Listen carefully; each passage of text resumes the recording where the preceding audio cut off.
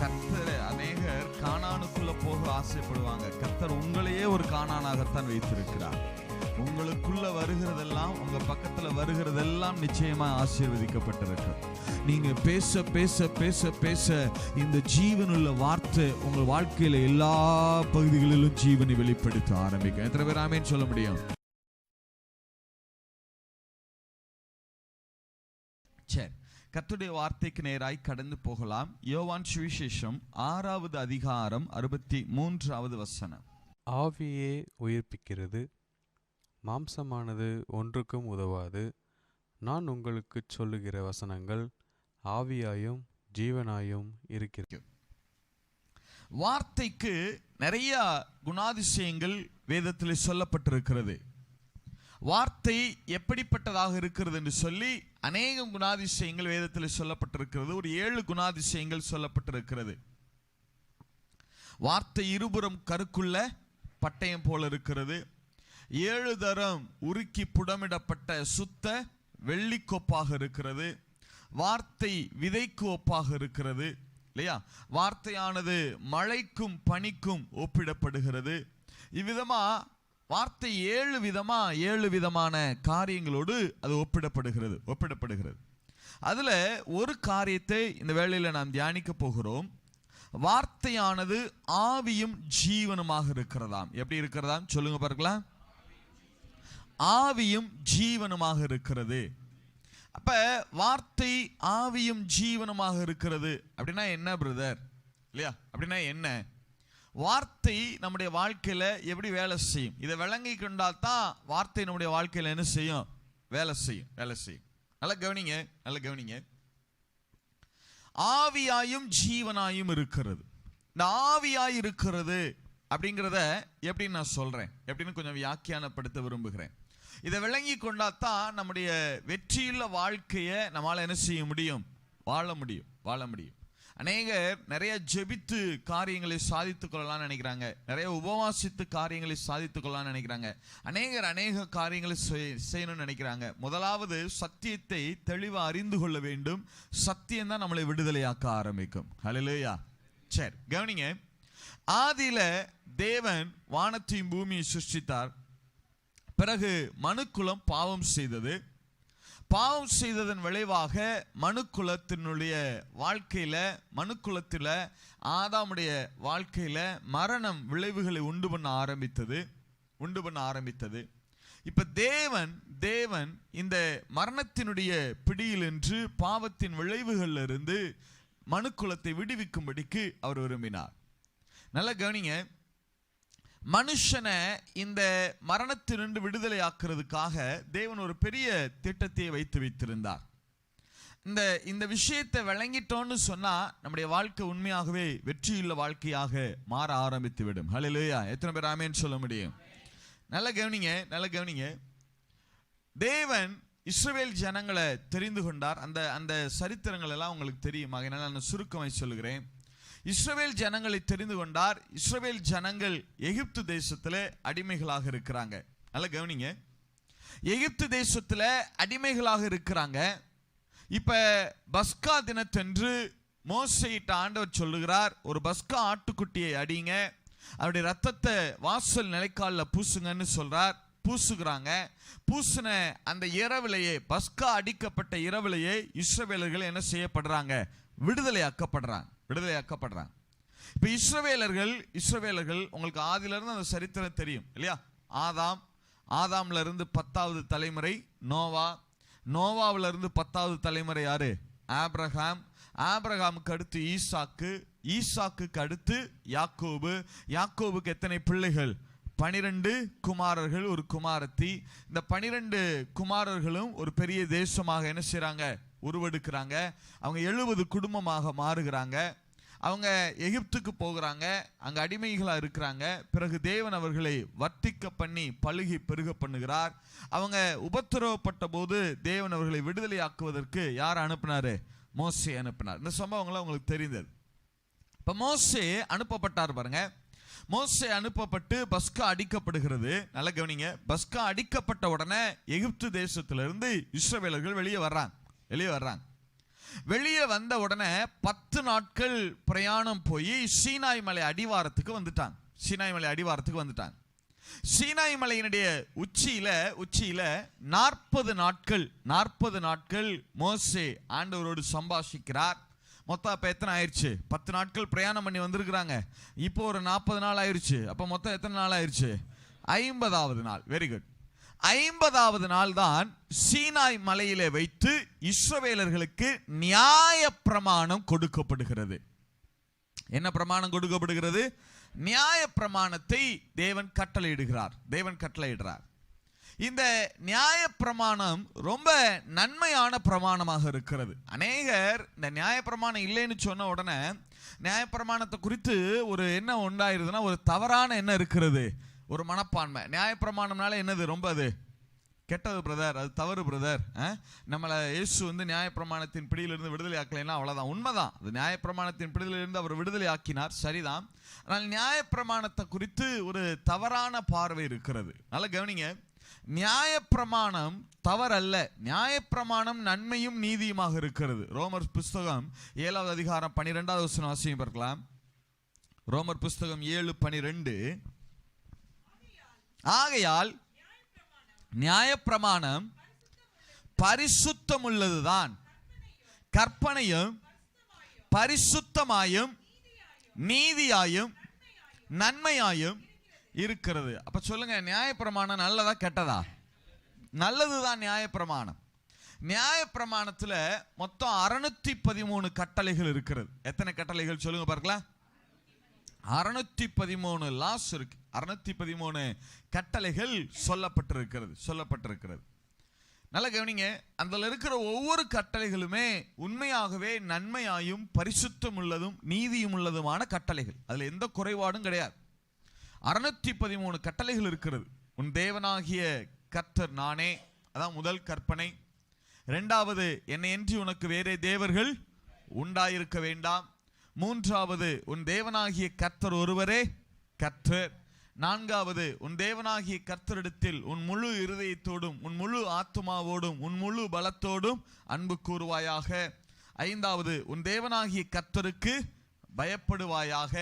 6வது, உன் தேவனாகிய கர்த்தருடைய பரிசுத்த நாமத்தை பரிசுத்தப்படுத்துவீர்களாக.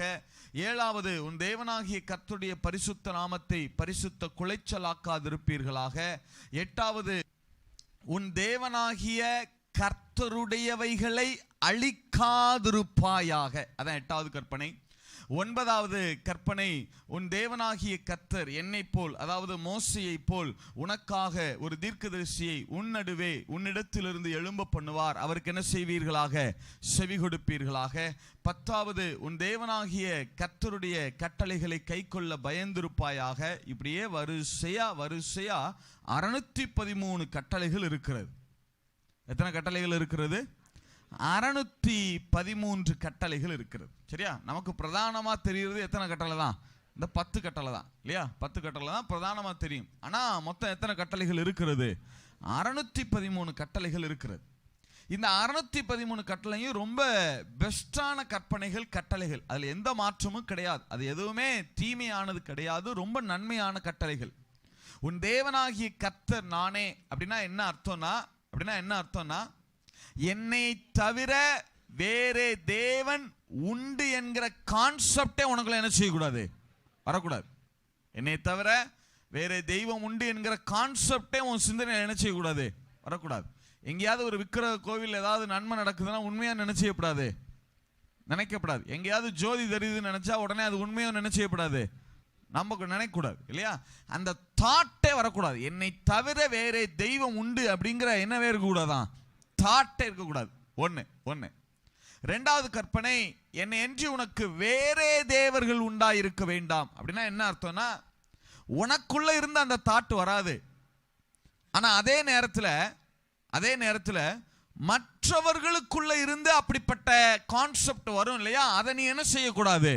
ஏற்றுக்கொள்ளக்கூடாது. நீ உனக்குள்ள இருந்து அந்த தாட் வரக்கூடாது. முதல் கற்பனை.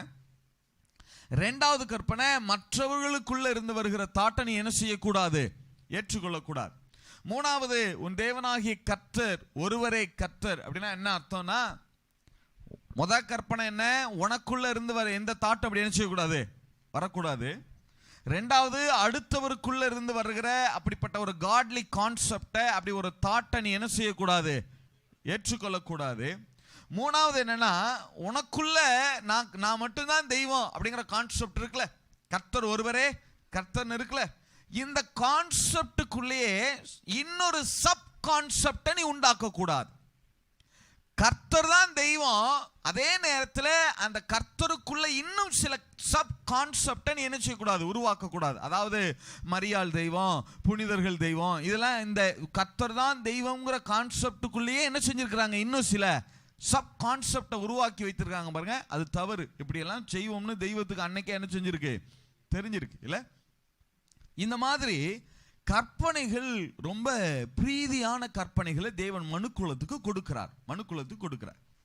அப்ப மனுக்குலத்துக்கு கொடுக்கப்பட்ட கட்டளைகள் ரொம்ப நன்மையாயும் பிரீதியாயுமான கட்டளைகள். இப்போ உதாரணத்துக்கு 1-2 சொல்றேனே. இப்ப கூடார பண்டிகைன்னு எடுத்துக்கிறோங்க. என்ன பண்டிகை? கூடார பண்டிகைன்னு வச்சுக்கிறோமே.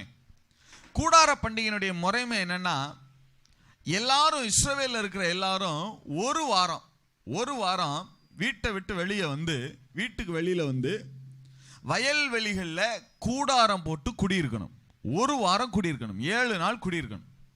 அது எப்படி கூடாரம் போடணும்னா, நீங்க நம்ம கீத்து கொட்டையவோ இல்லை ஆஸ்பட்டாஸோ வச்சு போட முடியாது. எப்படி கூடாரம் போடணும்னா, மரக்கிளைகளை தரித்து வைத்து கூடாரம் போடணும். மரக்கிளைகளை ஃபுல்லாக வெட்டி என்ன செய்யணுமா, கூடாரம் போடணும். நீங்க அப்படி கூடாரத்தில் 7 நாள் குடியிருந்து உங்களுடைய கணவன், மனைவி, பிள்ளைங்க எல்லாரையும் கூட்டிட்டு போய் 7 நாள் குடியிருங்க. அதிலும் கூடாரம் போடும்போது நீங்க மரக்கிளைகளை வச்சு தான் போடணும். மரக்கிளையில வச்சு கூடாரம் போட்டு அதில் பழங்களை எல்லாம் வச்சு என்ன செய்யுங்க, சாப்பிட்டு சந்தோஷமா இருங்க. இதுதான் கூடார பண்டிகை. பிராக்டிக்கலுக்கு இது ஒத்து வருமா? கொஞ்சம் யோசிச்சு பாருங்க பாப்பா. ஒரு வாரம் உங்களுடைய மனைவி, பிள்ளைகளை எல்லாம் இன்னைக்கு இந்த கூடார பண்டிகை கொண்டாட சொன்னார்னு வச்சுக்கிறோங்க. நம்மளால முடியுமா? யோசிச்சு பாருங்க பாப்பா. கூடார பண்டிகைன்னு சொல்லி எல்லா பிள்ளைகளையும் கூட்டிட்டு போய் வயல்வெளிகளில் ஒரு 7 நாள் குடியிருக்கணும்.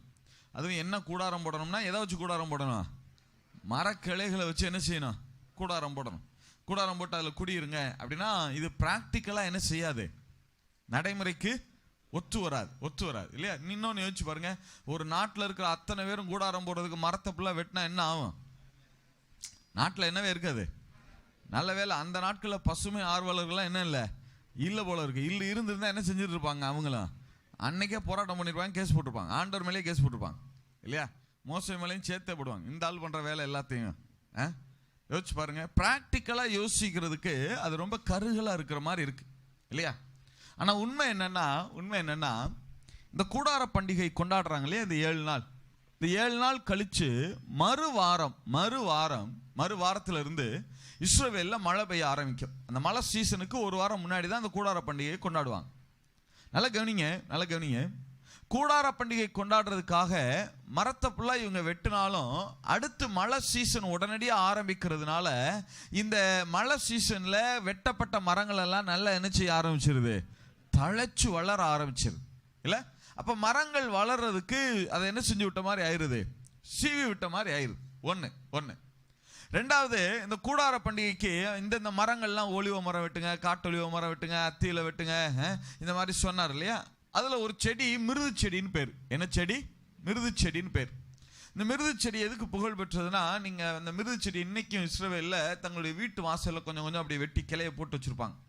எதுக்கு அப்படின்னா, இந்த விஷ ஜந்துக்கள் எதுவுமே என்ன செய்யாதான் அந்த மிருது செடி பக்கமே, கொசு கூட பக்கத்திலே வராதான். அந்த மிருது செடி இருக்கிற இடத்துக்கு எந்த பூச்சியுமே என்ன செய்யாதான், வராது. அப்ப ஆண்டவர் எவ்வளவு திட்டமிடுறாரு பாருங்க. என் பிள்ளைங்க போய் இப்படி கூடாரம் போட்டு குடியிருக்காங்களே, காட்டு பகுதிகளில் குடியிருக்காங்களே, வயல்வெளிகளில் குடியிருக்காங்களே, அப்ப அவங்களுக்கு ஏதாவது என்ன செஞ்சிடக்கூடாது, விஷ ஜந்துக்களால பிரச்சனை என்ன செஞ்சிடக்கூடாது, வந்துடக்கூடாது. அப்ப நீ கூடாரம் போடுக்கும் போது என்ன செடியும் சேர்த்துக்க, மிருது செடியும் என்ன செஞ்சுக்க, சேர்த்துக்க. தேவன் எவ்வளவு பிளான் பண்றாரு பாருங்க. கூடார பண்டிகையில நற்கனிகளை வச்சு புசிக்கணும். ஏன் நற்கனிகளை புசிக்க சொல்றாரு? இன்னும் ஒரு வாரத்துல தேசத்துல என்ன பொழிய போகுது சொல்லுங்க? மழை பொழிய போகுது. மழை பொழிஞ்ச உடனே விவசாய வேலையெல்லாம் என்ன செஞ்சிடும், ஆரம்பிச்சிடும் இல்லையா? அப்ப விவசாய வேலையெல்லாம் பார்க்கணும்னா இவங்க சரீரம் நல்லா ஆரோக்கியமா இருந்தா தான் என்ன செய்ய முடியும், பார்க்க முடியும் இல்ல? அப்ப சரீரம் ஆரோக்கியமா இருக்குன்னா நல்ல பழங்களை எல்லாம் சாப்பிடுப்பான்னு சும்மா சொன்னா என்ன செய்ய மாட்டான், கேட்க மாட்டான். அதனால இதை ஒரு பிரமாணமாகவே ஆக்கி என்ன செஞ்சிட்டாரு, கூடார பண்டிகையில் எதை சாப்பிடு, நல்ல பழங்களை என்ன செய்ய சாப்பிடு. நல்லா கவனிங்க. இப்போ கூடாரம் வயல்வெளியில் தானே போடுறாங்க, வயல்வெளியில் தானே போட்டிருக்காங்க. இவங்க ஒரு வாரம் தங்கிட்டு 7 நாள் தங்கிட்டு வந்துடுறாங்க. அடுத்த வாரம் மழை பெய்ய ஆரம்பிக்குது. இந்த வயல்வெளிகளில் கிடக்கிற இந்த இலைதலை எல்லாமே அந்த மழையில் மக்கி அந்த வயலுக்கு என்னவா மாற ஆரம்பிச்சிருது, ஓரமா. தேவன் எவ்வளோ பிளான் பண்ணுறாரு பாரு. நமக்கு மேலோட்டமாக பார்க்கறதுக்கு கூடார பண்டிகை எப்படி இருக்கு, கஷ்டமா தெரியுது. ஆனா தேவன் அவர்களுடைய வாழ்க்கையில எவ்வளவு நன்மைகளை ஆதாயப்படுத்தி கொடுக்க முடியுமோ அவ்வளவுக்கு தான் அதை எல்லாவற்றையும் செய்து வைத்திருந்தா. அல்லேலூயா. இப்ப வாசிங்க ரோமர் 7:12 எல்லாரும் சேர்ந்து வாசிங்க பாருங்களேன். ஆகையால் வெரி குட். நியாயப்பிரமாணம் பரிசுத்தமுள்ளதாய் கற்பனையும் பரிசுத்தமாயும் நீதியாயும் நன்மையாயும் இருக்கிறது. இப்ப சொல்லுங்க, நியாயப்பிரமாணம் நல்லதா கெட்டதா? நன்மையாத்தான் இருக்கு, நன்மையாத்தான் இருக்கு. ஆனா பிரச்சனை என்னன்னா, மனுக்குலத்தால இந்த நியாயப்பிரமாணத்தை கடைபிடிக்க முடியல. மனுக்குலத்தால நியாயப்பிரமாணத்தை என்ன செய்ய முடியல, கடைபிடிக்க முடியல. ஏன் கடைபிடிக்க முடியல அப்படின்னா, 14வது வசனம் வாசிங்க. 14வது வசனம், மேலும் நமக்கு தெரிந்திருக்கிறபடி நியாயப்பிரமாணம் ஆவிக்குரியதா இருக்கிறது. நல்ல கவனிங்க, போதும், நல்ல கவனிங்க. நியாயப்பிரமாணம் ஆவிக்குரியதா இருக்கிறது அப்படின்னா என்ன அர்த்தம் பிரதர்? நியாயப்பிரமாணம் ஆவிக்குரியதா இருக்கு அப்படின்னா, நல்ல கவனிங்க, என்னை கவனிங்க, ரொம்ப முக்கியமான விஷயத்தை சொல்றேன். நியாயப்பிரமாணத்தை தேவன் கொடுத்ததுக்கு காரணம், இவங்களை சரீர பிரகாரமா இதை செய்ய வைக்கணும் அதை செய்ய வைக்கணும் என்பது நோக்கம் அல்ல. இவர்களுடைய உள்ளான மனுஷன்ல, ஆவி மனுஷன்ல மாற்றத்தை ஏற்படுத்த வேண்டும் என்பதுதான் தேவனுடைய நோக்கமாக இருந்தது. அல்லேலூயா.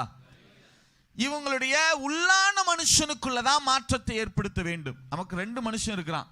ஒருத்தன் வெளியே இருக்கிற சரீர பிரகாரமான மாம்ச மனுஷன், இன்னொருத்தன் என்ன மனுஷன் சொல்லுங்க? ஆவிக்குரிய மனுஷன். அதே வேறு வார்த்தையில சொன்னா என்ன சொல்லலாம்? உள்ளான மனுஷன், ஆத்தும மனுஷன், ஆத்துமா, எப்படி வேணாலும் சொல்லலாம். உள்ளான மனுஷனை எடுத்துக்கிறோமே, உள்ளான மனுஷன் எடுத்துக்கிறோம். ஒவ்வொருத்தருக்குள்ளேயும் ஒரு உள்ளான மனுஷன் இருக்கிறானா இல்லையா? எத்தனை பேர் ஆமேன்னு சொல்ல முடியும்? இல்லையா? உங்களுக்கு தெரியும், இருந்தாலும் நான் சொல்றேன், உங்களுக்கு விளக்கி சொல்றேன். ஒரு மாம்சத்துக்கு எப்போதுமே இந்த 3 காரியம் இருக்கும். என்னன்னா, மாம்சத்துல உணர்ச்சி இருக்கும். சொல்லுங்க, மாம்சத்துல என்ன இருக்கிறது? உணர்ச்சி இருக்கு. கிள்ளி பாருங்க, வலிக்குதா? உங்களுக்கு இல்லைனா அடுத்தவங்களை இல்லை, கிள்ளி பாருங்க, வலிக்குதா? அப்போ உங்க மாம்சத்துல என்ன இருக்கு? உணர்ச்சி இருக்கா? சரி, ஓகே. அடுத்து உங்க மாம்சத்துக்குன்னு சில விருப்பங்கள் இருக்கு. கரெக்டா 1 மணி ஆனவன என்ன செய்யுது மாம்சம்? பசி எடுக்குதா? அப்ப அதுக்கு எனக்கு இந்த சாப்பாடு வேணும், இன்ன டேஸ்ட்ல வேணும், சாப்பிட்டு முடிச்சோன்னா மட்டன் சாப்பிட்டோன்னா கொஞ்சம் ஸ்வீட் சாப்பிடணும், எவ்வளவு விருப்பம் வைக்குது. இன்ன ட்ரெஸ் போடணும், என்ன கார், இந்த கார் கொஞ்சம் குதிக்குது, இதை விட என்ன செய்யணும், நல்ல காரை வாங்கணும், எவ்வளவு விருப்பம் வருது இல்லையா? அப்ப மாம்சத்துக்கு முதல்ல உணர்ச்சி இருந்துச்சு, இப்ப என்ன இருக்கிறது? நீங்க சொல்லுங்க, நீங்க ஃப்ரீயா பேசுங்க, சொல்லுங்க பார்க்கலாம். முதல்ல உணர்ச்சி இருக்கு, இப்ப என்ன இருக்கிறது? விருப்பம் இருக்கா? சரி. இந்த மாம்சம் சிந்திக்கும். மாம்சம் என்ன செய்யும்? சிந்திக்கும். இது நல்லது, இது கெட்டது, இது பார்த்த உடனே மாம்சம் சிந்திக்குதா? இப்போ ஒரு தீ இருக்குன்னா கையை என்ன செய்யாது, அந்த பக்கம் போகாது. கரண்ட் இருக்குன்னா கவனமா கையை என்ன செய்யும், அதுல வைக்குதா? அப்ப மாம்சம் சிந்தனை பண்ணுது, சிந்திக்குது இல்ல, யோசிக்குது. அப்ப இந்த 3 விஷயம் இருக்கு. முதல்ல என்ன இருந்துச்சு? உணர்ச்சி இருக்கு. அப்புறம் என்ன இருந்துச்சு? விருப்பம் இருக்கு. அப்புறம் என்ன இருக்கு? சிந்திக்குது இல்லையா? ஆக்சுவலா இந்த 3ம் சரீர மனுஷனுக்கு இருக்கிறது போல உங்களுடைய உள்ளான மனுஷனுக்கும் இருக்கிறது. எதுக்கு இருக்கிறது? உள்ளான மனுஷனுக்கு இருக்கிறது. நல்ல கவனிங்க, ரொம்ப முக்கியமானதை சொல்றேன். இதை விளங்கிட்டீங்கன்னா நீங்க வெற்றியுள்ள வாழ்க்கையை வாழ முடியும். இந்த 3மே உங்களுடைய உள்ளான மனுஷனுக்கு இருக்கிறது. எந்த 3 சொல்லுங்க? உணர்ச்சி, அப்புறம் விருப்பம், அப்புறம் சிந்திக்குது இல்லையா? என்ன பிரதர், என்னுடைய மாம்சத்துக்கு உணர்ச்சி இருக்கு பிரதர், சரி, உள்ளான மனுஷனுக்கு எப்படி பிரதர் உணர்ச்சி இருக்குன்னு சொல்றீங்க? கவனிங்க, லாசரு ஐஸ்வர்யவான் சம்பவத்துல லாசரும் ஐஸ்வர்யவானும் மரிக்கிறாங்க. ஒருத்தர் மரிக்கிறப்ப என்ன நடக்குது? ஒரு மனுஷனுடைய ஆவி தன்னை தந்த தேவனிடத்தில் என்ன செய்வது? போயிருது. மாம்சம் எங்க போயிருது? மண்ணுக்கு போயிருது. இப்ப இந்த ஆத்துமா தான் பாதாளம் போறதா பரலோகம் போறதாங்கிறதா என்னது விஷயம். அது பாதாளம் போதா இல்ல பரலோகம் போதாங்கிறதா விஷயம். இப்ப ஐஸ்வர்யவானுடைய ஆத்துமா எங்க போச்சு சொல்லுங்க. லூக்கா சுவிசேஷம் வாசியம் பார்க்கலாம். லூக்கா சுவிசேஷம் 16:20 வாசியம் பார்க்கலாம். லாசரு என்னும் பேர் கொண்ட ஒரு தரித்திரனும் இருந்தான். அவன் பருக்கள் நிறைந்தவனாய் அந்த ஐஸ்வர்யவானுடைய வாசல் அருகே கிடந்து அவனுடைய மேஜையிலிருந்து விழும் துணிக்கைகளால் தன் பசியை ஆற்ற ஆசையாயிருந்தான். நாய்கள் வந்து அவன் பருக்களை நக்கிற்று. பின்பு அந்த தரித்திரன் மரித்து தேவதூதரால் ஆபிரகாமுடைய மடியிலே கொண்டு போய்விடப்பட்டான். ஐஸ்வர்யவானும் மரித்து அடக்கம் பண்ணப்பட்டான். இவனால கவனிங்க, ஐஸ்வர்யவான் மரித்து என்ன செய்யப்பட்டான் சொல்லுங்க, அடக்கம். அந்த வசனத்தை, ஐஸ்வர்யவானும் மரித்து அடக்கம் பண்ணப்பட்டது எது? அவனுடைய சரீரம் இப்ப எங்க போயிடுச்சு? மண்ணுக்கு போயிடுச்சு. இவனுடைய ஆவி ஆற்ற போயிடுச்சு. இப்ப ஆவியும் ஆத்மாவும் சேர்ந்தது, ரெண்டையும் பிரிக்க முடியாது இல்லையா? இப்ப இவனுடைய உள்ளான மனுஷன் எங்க போகுது? பாதாளம் போதா? வசனம் வாசியம் பார்க்கலாம். 23. பாதாளத்திலே அவன்னா யாரு? ஐஸ்வர்யவானுடைய எந்த மனுஷன்? மாம்ச மனுஷனா உள்ளான மனுஷனா? Very good. இப்ப மாம்ச மனுஷன் எங்க போயிட்டான்? மண்ணுக்கு. இப்ப எந்த மனுஷன் தான் பாதாளம் போறான்? உள்ளான மனுஷன் இல்லையா? உள்ளான மனுஷன் வாசிங்க. ஐஸ்வர்யவான் யாரு வேதனைப்படுறது? பதில் சொல்லுங்க. ஐஸ்வர்யவானுடைய எந்த மனுஷன்? அப்ப உள்ளான மனுஷனுக்கு சரீர மனுஷன்ல இருக்கிறது போல உணர்ச்சி எதிலையும் இருக்கிறது? உள்ளான மனுஷனிலும் இருக்கிறது. உங்க சரீரம் வேதனைப்படுகிறது போல எதுவும் வேதனைப்படும்? உள்ளான மனுஷனும் வேதனைப்படுதா? வாசிங்க பார்க்கலாம். வாசிங்க. பாதாளத்திலே அவன் வேதனைப்படுகிற போது தன் கண்களை ஏறெடுத்து தூரத்திலே ஆபிரகாமையும் அவன் மடியிலே லாசருவையும் கண்டான். அப்பொழுது அவன், தகப்பனாகிய ஆபிரகாமே, நீர் எனக்கு இறங்கி லாசரு தன் விரலின் நுனியை தண்ணீரில் தோய்த்து என் நாவை குளிர பண்ணும்படி அவனை அனுப்ப வேண்டும். இந்த அக்கினி ஜுவாலையில் வேதனைப்படுகிறேனே என்று கூப்பிட்டான். இப்ப தண்ணி வேண்டும் என்கிற என்ன வருகிறது உள்ளான மனுஷனுக்குள்ள? விருப்பம். சொல்லுங்க, என்ன வருகிறது? விருப்பம் வருதா? முதல்ல உணர்ச்சி இருந்துச்சு, இப்ப என்ன வருகிறது? விருப்பம் வருது. அடுத்து, அதற்கு ஆபிரகாம், மகனே, நீ பூமியிலே உயிரோடு இருக்கும் காலத்தில் உன் நன்மைகளை அனுபவித்தாய். லாசருவும் அப்படியே தீமைகளை அனுபவித்தான். அதை நினைத்துக்கொள். இப்பொழுது அவன் தேற்றப்படுகிறான், நீயோ வேதனைப்படுகிறாய். அதுவும் அல்லாமல் இவ்விடத்திலிருந்து உங்களிடத்திற்கு கடந்து போகவும் அவ்விடத்திலிருந்து எங்களிடத்திற்கு கடந்து வரவும் மனதுள்ளவர்களுக்கு கூடாதபடிக்கு எங்களுக்கும் உங்களுக்கும் நடுவே பெரும் பிளப்பு உண்டாக்கப்பட்டிருக்கிறது என்றான். அப்பொழுது அவன், அப்படியானால் தகப்பனே, எனக்கு 5 பேர் சகோதரர் உண்டு. அவர்களும் வேதனையுள்ள இந்த இடத்துக்கு வராதபடி அவன் போய் அவர்களுக்கு சாட்சியாக அறிவிக்கும் பொருட்டு நீர் அவனை என் தகப்பன் வீட்டுக்கு அனுப்பும்படி உம்மை வேண்டிக் கொள்கிறேன் என்றான். அப்ப இந்த ஐஸ்வர்யவானுடைய உள்ளான மனுஷன் பாதாளத்துல உட்கார்ந்துகிட்டு யாரை பத்தி சிந்திக்குது? சொல்லுங்க, யாரை பத்தி சிந்திக்குது? அப்ப உள்ளான மனுஷனுக்கு என்னவும் வந்துருச்சு. அப்ப நம்ம சரீரம் இயங்குற மாதிரியே எதுவும் இயங்கி கொண்டிருக்கிறது? உள்ளான மனுஷனும் இயங்கு. அவன் கண்களை ஏறெடுத்து எதை ஏறெடுத்து பார்த்தானா? அப்ப உள்ளான மனுஷனுக்கு என்னவும் இருக்கு? கண்ணு இருக்கு. ஆபிரகாம் பேசுறது அவன் என்ன செய்யுது? உள்ளான மனுஷன் என்ன செய்ய முடியுது? கேட்க முடியுது. ஆபிரகாமோட இது என்ன செய்யுது? பேசுது. அப்ப நம்ம சரீர மனுஷன் இயங்குகிறது போலவே எதுவும் இயங்கி கொண்டிருக்கிறது? உள்ளான மனுஷனும் இயங்கி கொண்டிருக்கிறது.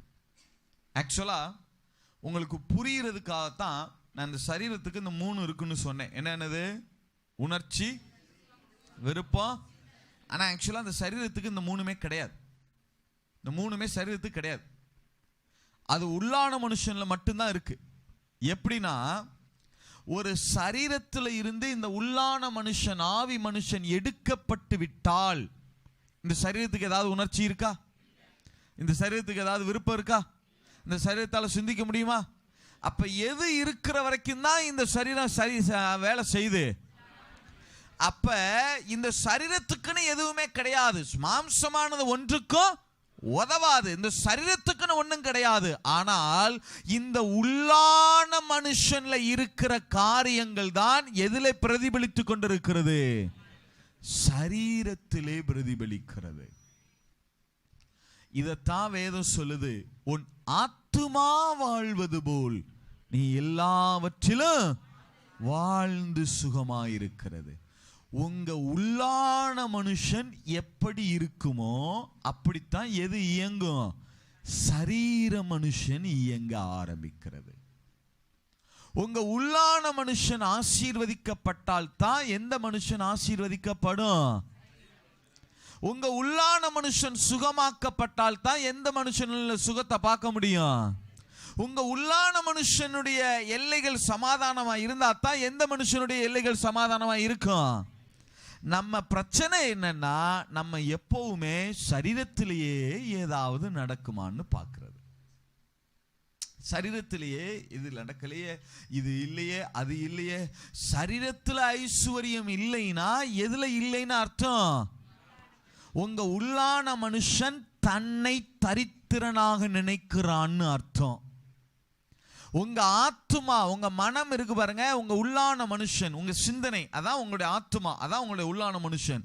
உங்க சிந்தனையில நீங்க உங்களை தரித்திரனாகவே பார்க்கிறபடியினால உங்களுடைய மாம்ச மனுஷனும் எப்படி இருக்கிறது? உங்களுடைய உள்ளான மனுஷன்ல உங்களை எப்போதுமே நீங்க கஷ்டப்படுற ஆளாவே பார்க்கிறபடியினால, தோல்வியுடைய ஆளாவே பார்த்தா வெளிப்பிரகாரமும் எப்படித்தான் இருக்கும்? உங்க உள்ளான மனுஷன்ல எனக்கு படிப்பே வராது அப்படின்னு உங்க உள்ளான மனுஷன் யோசிச்சுக்கிட்டே இருந்தா உங்க சரீரத்துல என்ன வராது? வழங்குதா உங்களுக்கு? உங்க உள்ளான மனுஷன்ல மாற்றம் வரணும். உங்க தாட்ஸ்ல, எண்ணங்கள், நினைவுகள்ல என்ன வரணும்? மாற்றம் வரணும். உங்க ஆத்துமா, அதை எப்படி வேணாலும் சொல்லலாம் இல்லையா? உங்களுக்கு புரியுறதுக்காக நான் மனம்னே சொல்றேன். உள்ளான மனுஷனை என்னன்னு சொல்லலாம்? மனம். மனசு இருக்கு பாருங்க, உங்க ஆத்துமா, சிந்திக்கிறீங்க பாருங்க, தாட்ஸ், அந்த எண்ணங்கள் இருக்கு பாருங்க, அந்த நினைவுகள், அந்த பகுதியில் மாற்றங்கள் வந்தால் தான் உங்களுடைய சரீர பகுதிகளில் மாற்றங்கள் வர ஆரம்பிக்கும். அல்லேலூயா. எத்தனை பேர் ஆமேன்னு சொல்ல முடியும்? இப்போ உள்ளான மனுஷனுக்கும் சரீர மனுஷனுக்கும் இருக்கிற வித்தியாசம் விளங்குதா? எத்தனை பேர் ஆமேன்னு சொல்ல முடியும்? சரீரத்தில் ஒண்ணுமே கிடையாது. சரீரத்தில் உணர்ச்சியும் கிடையாது, எதுவுமே கிடையாது. ஆக்சுவலா இப்போ பார்க்கிறது உங்களுடைய மாம்ச கண்கள் பார்க்கல. எதுதான் உள்ள இருந்து பார்க்கிறது? உங்க உள்ளான மனுஷனுடைய அந்த கண்கள் இந்த மாம்ச கண்ணை பயன்படுத்தி என்ன செய்கிறது? பார்க்குது. அவ்வளவுதான் வித்தியாசம், அவ்வளவுதான் வித்தியாசம். உங்களுடைய உள்ளான மனுஷன் தனக்குள்ள இருக்கிற காரியங்களை உங்க சரீர மனுஷனுடைய வாயை பயன்படுத்தி பேசுகிறது. அவ்வளவுதான் வித்தியாசம். உங்க உள்ளான மனுஷன் இப்ப நீங்க சரீரத்துல ஒண்ணு கேட்கறீங்கன்னா சரீரத்துல கேட்கல, சரீரத்தின் காதுகளை பயன்படுத்தி எது கேட்டுக்கொண்டிருக்கிறது? உள்ளான மனுஷன் கேட்டுக்கொண்டிருக்கிறது. இப்ப மாற்றம் எதுல வரணும்?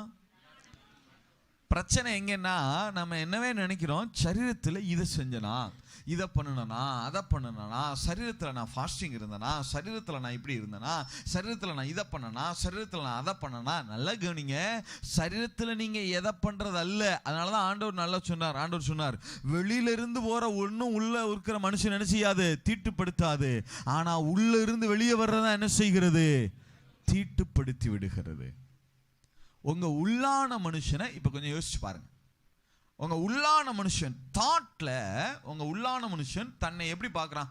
நான் கடன்காரன் அல்ல, கர்த்தர் என்னை ஆசீர்வதிக்கவே ஆசீர்வதித்திருக்கிறார் அப்படின்னு உங்க உள்ளான மனுஷன் உங்களை பார்த்தான்னு வச்சுக்கிறீங்க, உங்களுடைய சரீர பிரகாரம் எல்லாம் என்னவாக மாற ஆரம்பித்து விடும்? அப்படியே ஆசீர்வாதமா மாற ஆரம்பிச்சிடும். அதே நேரம் நீங்க உங்க உள்ளான மனுஷன்ல இத்தனை வருஷம் தொழில் நல்லா தான் பிரதர் போச்சு, ஆனால் ஏதோ ஒரு மாதிரி டல் அடிக்கிற மாதிரி தெரியுது பிரதர், கொஞ்சம் கொஞ்சமாக லாஸ் ஆகிற மாதிரி தெரியுது பிரதர் அப்படின்னு சொல்லி உங்கள் உள்ளான மனுஷனுடைய பார்வை தன்னை நஷ்டம் அடைகிறவனாக பார்க்க ஆரம்பிச்சிச்சுன்னு வச்சுக்கிறோங்க, ஆட்டோமேட்டிக்காக அது எங்கே வெளிப்பட ஆரம்பிச்சிருது? சரீரத்தில் வெளிப்பட ஆரம்பித்து விடுகிறது. இந்த புரிதல் இல்லாம கிறிஸ்தவமே சரீரத்தையே பார்த்து கொண்டிருக்கிறது. சரீரத்தை குறித்தே பேசுது, நகையை பத்தி பேசுது, ட்ரெஸ்ஸை பத்தி பேசுது, அதை பேசுது, இதை பேசுது. இதெல்லாம் ஒழுங்கு இல்லை. ஏன் ஒழுங்கு இல்லைன்னா எது ஒழுங்கு இல்லை? முதல்ல அதான் பிரச்சனை. அதான் பிரச்சனை. அது சரியாயிட்டாலே எல்லாமே என்ன செஞ்சிடும்? வெளியே உள்ள எல்லாம் என்ன செஞ்சிடும்? சரியாயிரும். நல்லா கவனிங்க. ஆண்டவர் இஸ்ரவேலர்களுக்கு நியாயப்பிரமாணத்தை கொடுக்கிறார்.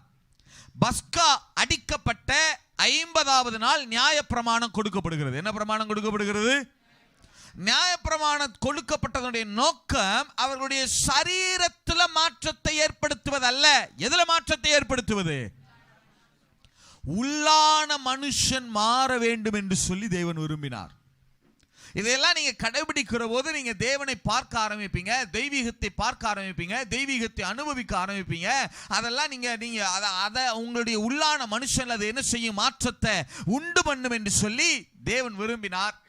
பிரச்சனை என்னன்னா மனுக்குலத்தால அந்த பிரமாணங்களை என்னவே செய்ய முடியல, கடைபிடிக்கவே முடியல. நியாயப்பிரமாணத்தை கடைபிடிக்க முடியும்னு நினைக்கிறீங்களா? நியாயப்பிரமாணம் எத்தனை இருக்கிறது சொல்லுங்க?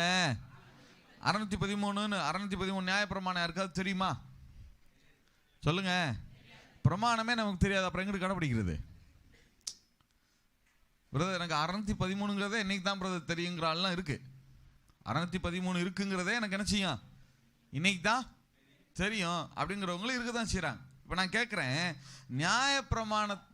நியாயப்பிரமாணத்தினுடைய கற்பனைகள் என்னன்னே தெரியாமல் நம்ம அதை எப்படி கடைபிடிப்போம்? மனுக்குலத்தால் நியாயப்பிரமாணத்தை என்ன செய்ய முடியாது? கடைபிடிக்க முடியாது, கண்டிப்பாக முடியாது. அப்போ ஏன் பிரதர் ஆண்டவர் கொடுத்தார் அப்படின்னா, மனுக்குலத்துக்கு தெரியணும், என்னால் இதை கடைபிடிச்சு தேவனிடத்தில் நீதியை சம்பாதிக்க முடியாது, எனக்கு நீதியை பெற்றுத் தருவதற்கு எனக்கு ஒரு இரட்சகர் தேவை என்பதை மனுக்குலம் என்ன செய்யணும்? உணரணும். அதுக்கு தான் என்ன பிரமாணம் கொடுக்கப்பட்டது? நியாயப்பிரமாணம் கொடுக்கப்பட்டது. நல்லா கவனிங்க. பழைய ஏற்பாட்டினுடைய நியாயப்பிரமாணத்தை யாராலும் கடைபிடிக்க முடியாது. உங்களுக்கு தெரியுமா? இன்னைக்குமே நம்மளால என்ன செய்ய முடியாது, அதை கடைபிடிக்க முடியாது. நியாயப்பிரமாணத்தை நீங்கள் கடைபிடிக்கணும்னா கூடார பண்டிகைக்கு நீங்கள் மன்னிக்கணும், நீங்கள் வந்து பெந்தைக்கோஸ்தே பண்டிகைக்கு இஸ்ரவேல் தேசத்துக்கு போகணும். சரியா? 1 லட்ச ரூபா செலவு. அடுத்து நீங்கள் முதல்ல பெந்தைக்கோஸ்தே பஸ்கா பண்டிகைக்கு ஒரு தடவை போகணும், அதுக்கு 1 லட்ச ரூபா செலவு. பெந்தைக்கோஸ்தே பண்டிகைக்கு ஒரு தடவை போகணும், அதுக்கு 1 லட்ச ரூபா செலவு. கூடார பண்டிகைக்கு எருசலேமுக்கு போகணும், அதுக்கு 1 லட்ச ரூபா செலவு. வருஷத்துக்கு எத்தனை லட்ச ரூபா செலவு? 1 லட்சம். 3 லட்சம். 3 பண்டிகை, பஸ்கா, பெந்தைக்கோஸ்தே, கூடார பண்டிகை, இந்த 3க்கு நீங்கள் எருசலேமுக்கு போகணும். ஒரு ஆளுக்கு 3 லட்ச ரூபா. உங்கள் வீட்டில் இருக்கிற மொத்த பேருக்கு கணக்கு போட்டுக்கிறங்க. சரியா? அப்படியெல்லாம் நிறைவேற்ற நம்மளால அங்கே போயெல்லாம் நியாயப்பிரமாணத்தை என்ன செய்ய முடியாது? கடைபிடித்து நிறைவேற்ற முடியாது. நல்ல கவனிங்க. இந்த பூமியில் நியாயப்பிரமாணத்தை யாராலும் கடைபிடிக்க முடியல, கடைபிடிக்கவும் முடியாது. அந்த பூமியில அதை நிறைவேற்றி முடித்த ஒரே ஒருவர் உண்டுன்னா அது யார் மாத்திரம்தான்? இயேசு கிறிஸ்து ஒருவர் மாத்திரம்தான். ஹல்லேலூயா. எத்தனை பேர் ஆமென் சொல்ல முடியும்? இயேசுதான் நியாயப்பிரமாணத்திற்கு முடிவுண்டாக்கினார்.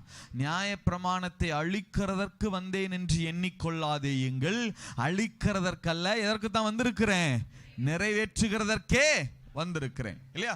அப்ப இயேசு இந்த பூமியில நிறைவேற்றி முடித்தார். நல்லா கவனிங்க.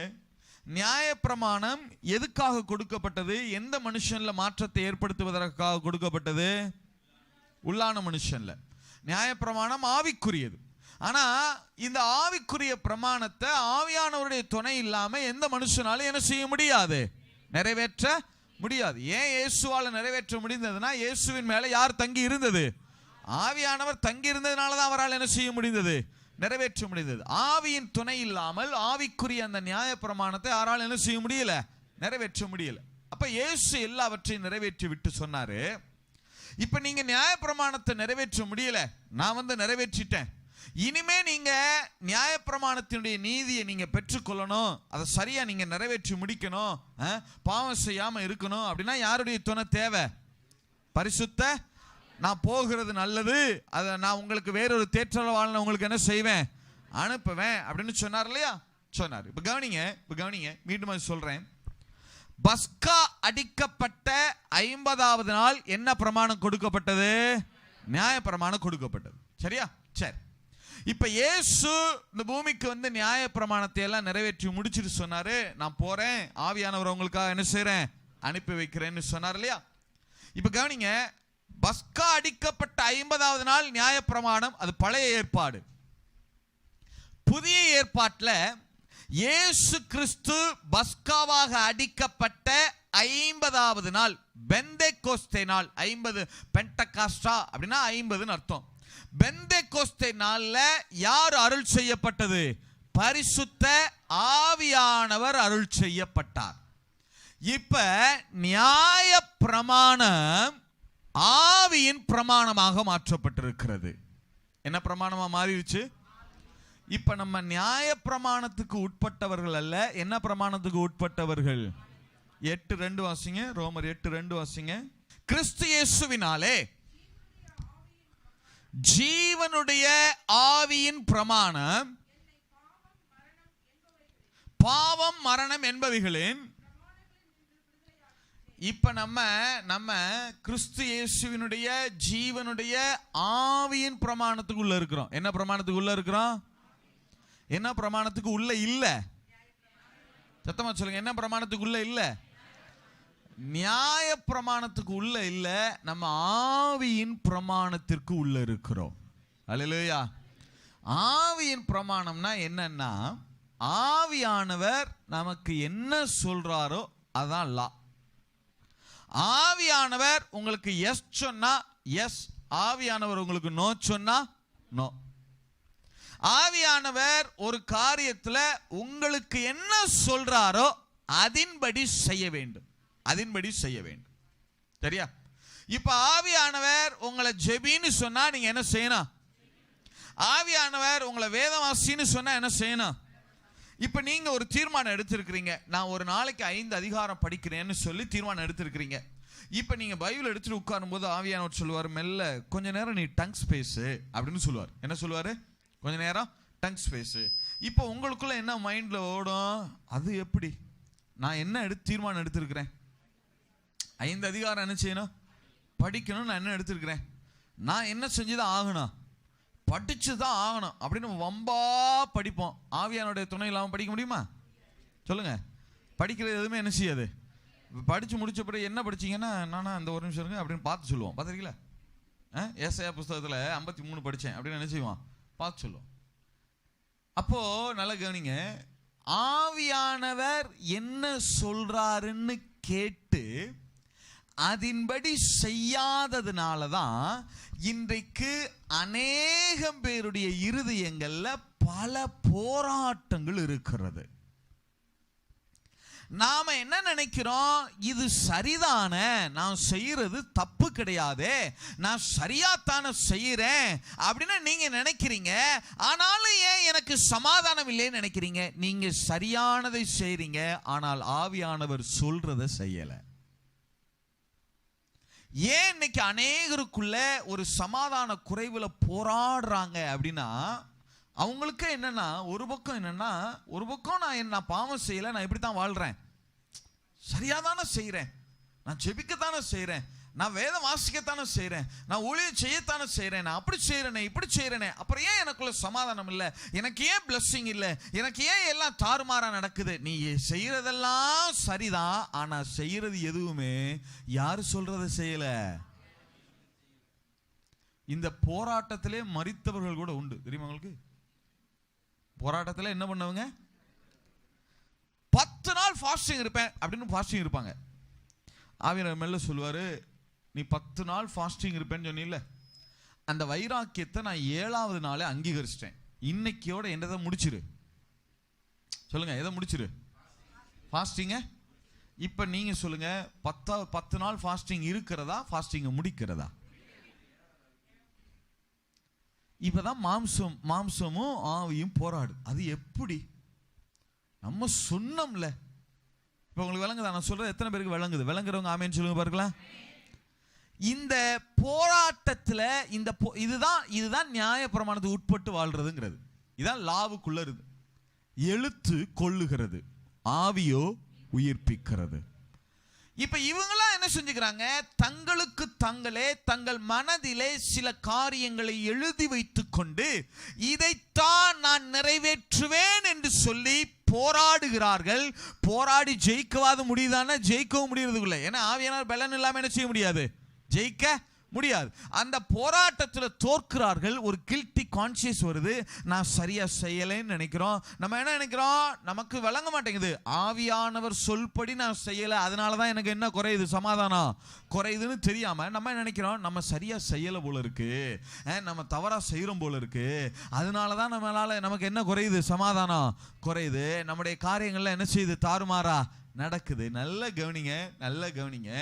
உங்களுடைய கிரியைகளை வைத்து தேவன் உங்களை ஒரு நாள் நேசிக்கிறவர் அல்ல. அல்லேலூயா. தெய்வம் உங்களை மறுபடியும் பெற்றெடுத்திருக்கிறபடினாலதான் உங்களை நேசித்து கொண்டிருக்கிறார். எத்தனை பேர் ஆமேன்னு சொல்ல முடியும்? உங்க மேல இருக்கிற வாசனையை வைத்தல்ல, உங்களுக்குள்ள இருக்கிற அவருடைய சுவாசத்தை வைத்துதான் தேவன் உங்களை நேசிக்கிறார். எத்தனை பேர் ஆமேன்னு சொல்ல முடியும்? எத்தனை பேர் ஆமேன்னு சொல்ல முடியும்? அதனால நிறைய பேருக்குள்ள இன்னைக்கு இருக்கிற பிரச்சனை என்னன்னா, இந்த போராட்டத்திலே இருக்கிறது. நல்ல கவனிங்க, ஆவியானவருடைய சத்தம் கேட்க பழகணும். எதுடைய சத்தம் கேட்க? ஆவியானவர் உங்களுக்கு என்ன சொல்றாருன்னு அமைதலா இருந்து அமைதலா கேட்டு அதன்படி செய்ய பழகுகிற போதுதான் நீங்க ஆவியின் பிரமாணத்துக்குள்ள வாழ முடிகிறது, வெற்றியுள்ள வாழ்க்கையை வாழ முடிகிறது. அல்லேலூயா. நீங்க அப்படி செய்ய தவறும் பட்சத்துல நீங்க இன்னும் என்ன பிரமாணத்துக்குள்ளதான் இருக்கிறீங்கன்னு அர்த்தம்? நியாய பிரமாணத்துக்குள்ளதான் இருக்கிறீங்கன்னு அர்த்தம். உங்களுக்கு ஆவியான இதுல இன்னொரு பிரச்சனை தெரியுமா? ஆவியானவர் எனக்கு ஒரு காரியத்தை எஸ் சொல்லலாம், அதே காரியத்தை உங்களுக்கு என்ன சொல்லிடுவாரு, நோ சொல்லிடுவார். ஒரு விஷயத்தை எனக்கு நோ சொல்லுவாரு, உங்களுக்கு என்ன சொல்லுவாரு? இப்ப நான் சொல்றேன், நான் 3 நாட்கள் தேவனுடைய சமூகத்தில் இருந்து ஜெபித்தேன், 3 நாட்கள் இடையறாமல் நான் வேதத்தை வாசித்தேன், ஆண்டவர் என்னோடு பேசினார் அப்படின்னு சொன்ன உடனே, அப்படியா அப்ப நானும் எத்தனை நாள் இருக்க போறேன் அப்படின்னு சொன்னீங்கன்னு வச்சுக்கிறீங்க, நீங்க 3 நாள் இல்ல 30 நாள் இருந்தாலும் பேச மாட்டாரு. ஏன்னா ஆவியானவர் எனக்கு சொன்னாரு, நீ 3 நாள் என்ன செய்ய தேவனுடைய சமூகத்துல அமர்ந்துருன்னு என்னட்ட சொன்னாரு, நான் அமர்ந்திருந்தேன், ஆகையினால என்னட்ட என்ன செஞ்சாரு, பேசினார். உங்ககிட்ட என்ன சொன்னா, இதான் மேன்-மேட் டாக்ட்ரின்ஸ் சொல்றது, மனிதர்களால் உருவாக்கப்படுகிற சத்தியங்கள். இது வேதத்துல இல்ல, ஒருத்தருடைய அனுபவத்தை என்னவா மாத்துறது, சத்தியம் என்ன செய்யறது, மாத்துறது. நல்லா கவனிங்க, எனக்கு எஸ் சொல்லலாம், அதே காரியத்தை உங்களுக்கு என்ன சொல்லிடுவாரு, நோ சொல்லிடுவார். உங்களுக்கு ஒரு காரியத்தை எஸ் சொல்லலாம், அதே எனக்கு என்ன சொல்லிடுவாரு, நோ சொல்லிடுவார். உங்களுக்கு என்ன சொன்னாரோ சொல்லுகிறாரோ அதை கேட்டு நடக்க பழகணும். அதுதான் ஆவியின் பிரமாணத்திற்கு உட்பட்டவர்களா இருக்கிறோம். அல்லேலூயா. எத்தனை பேர் ஆமேன் சொல்ல முடியும்? எத்தனை பேர் ஆமேன் சொல்ல முடியும்? வார்த்தை ஆவியாயும் ஜீவனாயும் இருக்கிறதுனா ஆவியின் பிரமாணத்தின்படி நம்ம நடக்கணும். அதற்காக எழுதி கொடுக்கப்பட்டிருக்கிறது தான் எதுவாக இருக்கிறது, இந்த வார்த்தை.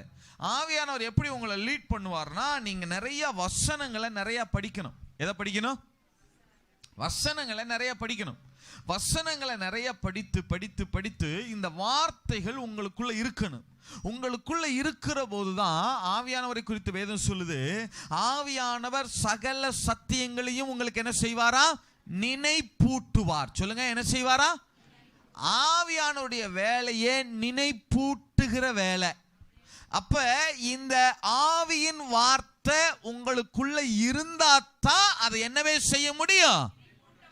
நான் கேட்கிறேன், உங்களுக்குள்ள வார்த்தையே இல்லைன்னா எப்படி நினைப்பூட்டுறது? முதல்ல நம்ம ஆவியானுடைய சத்தத்தை என்ன செய்யறது கிடையாது, கேட்கல. ஒன்று அங்க பிரச்சனை இருக்கு. சரி பிரதர், கேட்கிறேன், அவர் என்ன சொல்றாருன்னு கேட்கணும்னு நினைக்கிறேன், ஆனா எனக்கு என்னவே கேட்க மாட்டேங்குது, சத்தமே என்ன செய்ய மாட்டேங்குது, கேட்க மாட்டேங்குது பிரதர்னா எது இல்லைன்னு அர்த்தம்? வார்த்தைய நிறைய படிங்க, வார்த்தைய நிறைய தியானிங்க. எவ்வளவு வசனங்களை, அது வாக்குத்தத்தம் மட்டும் கிடையாது, வாக்குத்தத்தமா இருந்தாலும் சரி, என்ன காரியமா இருந்தாலும் சரி, வசனங்களை நிறைய மனதில் தங்க வைங்க. ஆவியானவர் அப்பதான் அந்த வசனங்களை எடுத்து நமக்கு நினைப்பூட்டி சகல சத்தியங்களுக்குள்ளேயும் ஆவியானவர் நம்மளை நடத்த ஆரம்பிப்பா. அல்லேலூயா. எத்தனை பேர் ஆமென் சொல்ல முடியும்? முதல்ல நல்லா நினைவில் வச்சுக்கணும், நாமளா ஒரு கோட்டை போட்டு வாழ்றது என்ன செஞ்சிடணும்? நிறுத்திய. நிறைய பேருக்கு நீங்க அப்படி வாழ ஆரம்பிச்சின்னு வைங்களேன், உங்களால அதை நீங்க அந்த கோட்டை உங்களால நீங்க தாண்டாம இருக்கவே முடியாது. கண்டிப்பா என்ன செஞ்சிருவீங்க? அதை தாண்டிடுவீங்க. நீங்க அந்த சத்துருனுடைய சத்தம் கேட்டுட்டே இருக்கும், ஒரு கில்ட்டி கான்சியஸ் இருந்துட்டே இருக்கும், ஒரு குற்ற மனசாட்சி உள்ள என்ன செஞ்சுட்டே இருக்கும், இருந்துட்டே இருக்கும். நீங்க நீங்களா எதையாகிலும் என்ன செஞ்சிட முடியாது, நிறைவேற்றி விட முடியாது. நீ எப்ப இந்த அநேகருக்குள்ள இந்த சாத்தானுடைய சத்தம் எப்போதுமே காதுல கேட்டுட்டே இருக்கும், பார்த்திருக்கீங்களா? நம்ம நினைப்போம், இப்போ உதாரணத்துக்கு சொல்றேனே, நானா இன்னைக்கு ஒரு தீர்மானம் எடுக்கிறேன், ஆவியானவர்ட்ட கேட்கல, ஆண்டவரே நான் என்ன வேத பகுதியை வாசிக்கட்டும், எதை நான் தியானம் பண்ணட்டும். அதாவது ஒரு ஒழுங்கு இருக்கிறது நல்லது, இல்லைன்னு சொல்லல, ஒரு ஒழுங்கு இருக்கிறது நல்லது. ஆனால் அந்த ஒழுங்கு இருக்கிற அதே நேரத்தில் ஆவியானவர் ஒன்று சொல்லிட்டாருன்னா இப்ப எதுக்கு தான் கீழ்ப்படியணும்? ஒழுங்குக்கு கீழ்ப்படுகிறதா, ஆவியானவர் கீழ்ப்படுகிறதா? ஆவியானவர் தான் கீழ்ப்படியும். ஒரு ஒழுங்கு வச்சுக்குங்க. இப்ப அதே நேரத்தில் ஆவியானவர் சொல்றார், இல்லப்பா நீ எப்போதும் இந்த பகுதியை தான் வாசிக்கணும், ஆனா அதே நேரத்தில் நான் சொல்றேன் இன்னைக்கு இந்த பகுதியை எடுத்து என்ன செய்ய வாசி அப்படின்னு உங்க மனதில் இருந்து லேசா ஒரு சின்ன விருப்பம், அப்படி லேசா தான் ஆவியானுடைய சத்தம், அமர்ந்த மெல்லிய சத்தம். என்ன சத்தம் சொல்லுங்க பார்க்கலாம். எலியாவுக்கு தரிசனத்துல உண்டான போது பெருங்காற்று வீசிச்சா அதுல கர்த்தர் இருக்கலையா, அக்கினி வந்துச்சா அதுல கர்த்தர் இருக்கலையா, பூமி எரிச்சி உண்டாச்சா அதுலயும் கர்த்தர் இருக்கலையா. அதுக்கு பிறகுதான் என்ன உண்டாச்சு? அமர்ந்த மெல்லிய சத்தம். ஆவியானுடைய சத்தம் ரொம்ப மைல்டா உள்ள இருந்து கேட்கும், ரொம்ப மெல்லிசா கேட்கும். இன்னைக்கு இதை வாசியே, இந்த பகுதியை வாசியே அப்படின்னு. அதுக்கு நீங்க கீழ்ப்படிஞ்சு வாசிச்சுட்டா அதுல இருக்கிற வெளிப்பாடுகளை கொடுக்கிறது யாருடைய வேலையாக இருக்கிறது? அப்படி இல்லாத பட்சத்துல வேதத்தை யாரு தான் வாசிக்கணும்? யாருடைய முயற்சி? அப்படி ஆவியானவர் சொல்படி கேட்கலைன்னா நீங்களே சுயமா என்ன செஞ்சுக்கிறீங்க? எதை வாசிக்க வேண்டி இருக்கும்? வேதத்தை வாசிக்கணும். அப்படி வாசிக்கிற போது எதுவுமே என்ன செய்யாது, புரியாது, ஒண்ணுமே விளங்காது, இருதயத்தையும் அது என்ன செய்யாது, தொடாது. கடைசியா இப்படி வாசிச்சு எதுவே போர் அடிக்க ஆரம்பிச்சிருது? பைபிளே போர் அடிக்க ஆரம்பிச்சிருது. நிறைய பேருடைய வாழ்க்கையில ஜெபம் போர் அடிக்குது, பைபிள் போர் அடிக்குது. ஏன்னா யாருடைய சத்தத்தை கேட்டு பழகல. நான் உங்களை கண்டம் பண்றதுக்காக இதை சொல்லல, தயவு செய்து இதுல நாம சரி செய்து கொள்ள வேண்டும். நம்முடைய உள்ளான மனுஷன் ஆவியானவருடைய சத்தத்தை கேட்க என்ன செய்யணும்? பழகி கொள்ள வேண்டும். நீங்க ஆவியானவருடைய சத்தத்தை கேட்கணும்னு நம்ம நினைக்கிற போதுதான் அது கொஞ்சமாய் அந்த சத்தம் பலமாய் கேட்க ஆரம்பிக்கும். அதை எவ்வளவுக்கு எவ்வளவு நம்ம கேட்டு பழகுறோமோ அவ்வளவு அந்த சத்தம் நமக்கு என்ன செய்ய ஆரம்பிக்கும்? தெளிவா கேட்க ஆரம்பிக்கும். இதுல ஒரு பெரிய பெனிஃபிட் என்ன தெரியுமா? ஆவியானவர் உங்கள்கிட்ட ஒரு காரியத்தை சொல்றாருன்னா அவர் வெறுமனே சொல்ல மட்டும் செய்ய போவது கிடையாது. ஏன்னா பழைய ஏற்பாட்டில் நியாயப்பிரமாணம் வெறுமனே எழுதி கொடுத்துட்டாரு, அதை நிறைவேற்றுறதுக்கு எந்த பலனும் ஜனத்துக்கு என்ன செய்யப்படல, கொடுக்கப்படல. ஆனால் ஆவியின் பிரமாணம் அப்படி கிடையாது. ஆவியானவர் உன்னை சொல்லுகிற போது அதை நிறைவேற்றுவதற்கான பலனையும் சேர்த்து உங்களுக்கு கொடுத்துருவார். அல்லேலூயா, அல்லேலூயா. இப்ப சொல்லுங்க, என்ன பிரமாணத்தில் வச்சு வாழ போறோம்? நியாய பிரமாணத்துக்கு உட்பட்டா, ஆவியின் பிரமாணத்துக்கு உட்பட்டா? எல்லா காரியங்கள்லையும் நம்மளால முடிஞ்ச விஷயத்துக்கு நம்மளை சார்ந்து கொண்டு, முடியாத விஷயத்துக்கு ஆவியானவரை சார்ந்து கொண்டு, அப்படி அல்ல. எந்த விஷயமா இருந்தாலும் யாரை சார்ந்து கொண்டு வாழ பழகணும்? ஆவியில் எளிமையுள்ளவர்கள் பாக்கியவான்கள். ஆண்டவர் சொன்ன முதல் பிரசங்கமே என்னதான்? முதல் வார்த்தையே இந்த பூமியில என்னதான்? ஆவியில் எளிமையுள்ளவர்கள் என்னது? பாக்கியவான்கள். ஆவியில் எளிமைனா என்னன்னா, உள்ளான மனுஷன் டோட்டலா அவரையே சார்ந்திருக்கிறது. எந்த காரியமானாலும் சார்ந்திருக்கிறது. ஒரு ஹோட்டலுக்கு போனா கூட, ஆண்டவரே நான் ஹோட்டலுக்கு போகணும்னு நினைக்கிறேன், நல்ல ஹோட்டலா உங்களுடைய சித்தத்தின்படி என்ன செஞ்சுட்டு போங்க, அழைச்சிட்டு போங்க அப்படின்னு சொல்றது. நம்மளால முடிஞ்சதெல்லாம் நம்ம செய்யறது, முடியாததை அவர்கிட்ட கேட்கிறது. அது அல்ல ஆவியின் பிரமாணத்துக்கு உட்பட்டு நடக்கிறது. சகலத்திலும் சகலத்திலும், எல்லாவற்றிலும் யாரையே சார்ந்து கொள்வது? ஆவியானவரையே சார்ந்து கொண்டு அவர்கிட்ட பேசி பேசி பேசி பேசி பேசி பேசி இதை என்ன செய்யட்டும், இன்னைக்கு நான் என்ன செய்யட்டும், இன்னைக்கு இவரை போய் பார்க்க போறேன், நான் என்ன பேசட்டும், இந்த காரியத்தை நான் பேசவா வேணாமா, இந்த காரியத்தை அவர்கிட்ட சொல்லணுங்கிற சூழ்நிலை இருக்கு, ஆனாலும் இப்போ சொல்லவா இல்லை பிறகு சொல்லட்டுமா, இந்த காரியத்தை இப்போ பேசலாமா, அப்படியே சொல்லணும்னா என்ன வார்த்தைகளை கொண்டு நான் சொல்றது, எல்லா வார்த்தைகளையும் உபயோகப்படுத்தி என்ன செஞ்சிடக்கூடாது, பேசிடக்கூடாது, என்ன வார்த்தைகளை கொண்டு நான் பேசுறது, நான் என்ன செய்யட்டும், இதை எப்படி பேசட்டும், இதை நீங்க கேட்க பழக பழக உங்களுடைய இருதயத்தில் அந்த சமாதானத்திலேயே பீஸ்லேயே தெரிஞ்சிடும். அந்த அவையானவங்களை அந்த பீஸ் இருக்கு பாருங்க, புதிய ஏற்பாட்டில் சொல்லப்படுகிறது, peace is the ambassador, umpire அப்படின்னு சொல்லப்படுகிறது. பீஸ் தான் நமக்கு அம்பையர், எது சரி எது தப்புங்கிறது அந்த சமாதானத்தை வச்சு நமக்கு என்ன செஞ்சிடும், தெரிஞ்சிடும். சமாதானம் குறையுதுன்னு வச்சுக்கிறோங்க, டக்குன்னு அது எவ்வளவு பெரிய விஷயமா இருந்தாலும் அதை என்ன செஞ்சிடணும், அப்படியே ஸ்டாப் பண்ணி. நீங்க நினைக்கலாம் தேவன் அதை எனக்கு கொடுக்கலையா பிரதர்? இல்ல, இப்ப நீங்க நினைக்கிறீங்க ஒரு கார் வாங்கணும்னு நினைக்கிறீங்க, ஆனா உங்களுக்கு கார் வாங்கணும்னு நினைக்கும் போது உங்க மனசு என்ன செய்யுது, சமாதானம் கொஞ்சம் அப்படி குறையுதுன்னு வச்சுக்கிறீங்க. அப்போ உடனே அதை என்ன செஞ்சிடணும், அந்த முடிவை நிறுத்திடும். உடனே தேவன் உங்களுக்கு கார் கொடுக்கலைங்கிறது எண்ணம் அல்ல, இப்போ கொடுக்கல, இன்னும் அடுத்த வாரமா அடுத்த மாசமா அவரே உங்களுக்கு ஒரு காரை என்ன செய்யலாம், கொடுக்கலாம் இல்லையா? நீங்க ஆவியானவற்றை ஏன், எதுக்கு, என்ன, நிறைய பேருக்கு இந்த விளக்கம் கேட்டே வாழ்க்கையை முடிச்சிருது. பார்த்திருக்கீங்களா? விளக்கம் கேட்கிறது. நல்லா கவனிங்க, கர்த்தர் எப்போதுமே காரியத்தை விளங்க பண்ணுகிறவர் அல்ல, அந்த காரியத்தில் தம்முடைய மகிமையை விளங்க பண்ணுகிறவர். காரியம் விளங்காம இருக்கலாம், உங்களுக்கு காரியம் விளங்கணும்னே நினைக்காதீங்க, ஆனா அந்த காரியத்துல என்ன விளங்கும், மகிமை விளங்கணும். அதைத்தான் நம்ம எதிர்பார்க்கணும். அதனால ஆவியானவர் இது ஏன் இப்படி செய்யக்கூடாது, இது ஏன் என்ன சொல்றீங்க, ஏன் வாங்கினா என்ன, இது ஏன் பண்ண, இந்த மாதிரி கேட்டுட்டே இருக்கக்கூடாது. இது ஆவியின் பிரமாணத்துக்கு உட்பட்டு நடக்கிறது கிடையாது. ஆவியானவர் என்ன சொல்றாரோ அதுக்கு என்ன செஞ்சிருங்க, உடனடியா எஸ் சொல்லிருங்க. இதுக்கு நமக்கு உதவி செய்கிறது தான் இந்த வார்த்தை. எப்பெல்லாம் நீங்க வேதத்தை வாசிக்கிறீங்களோ அப்பெல்லாம் ஆவியானவர் நம்மோடு இடைவிட ஆரம்பிப்பார், பேச ஆரம்பிப்பார், காரியங்களை நடத்த ஆரம்பிப்பார். இதுதான் வெற்றியுள்ள வாழ்க்கையின் ரகசியமாக இருக்கிறது. அல்லேலூயா.